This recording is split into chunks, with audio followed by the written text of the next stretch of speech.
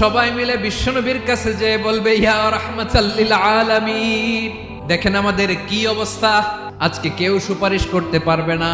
সব নবীরা অপারগতা স্বীকার করেছে, তারা বলেছে আপনি ছাড়া কেউ নাকি আল্লাহর সামনে দাঁড়াতে পারবেন না, আপনি একটু সুপারিশ করেন। বিশ্বনবী মাকামে মাহমুদে যে আল্লাহু আকবার বলে সিজদায় লুটিয়ে পড়বেন, আল্লাহ রাব্বুল আলামিন বিশ্বনবীকে এমন কিছু চমৎকার শব্দ শিখাবেন, ওই শব্দগুলো দিয়ে আল্লাহর প্রশংসা করে বিশ্বনবী কাঁদতে আরম্ভ করবেন। রব্বুল আলামিন এই দৃশ্য থেকে সহ্য করতে পারবেন না। রব্বুল আলামিন বলবেন ইয়া মুহাম্মদ ইরফা রাসা, ও নবী আপনি মাথা তোলেন, যা চাবেন তাই দেব।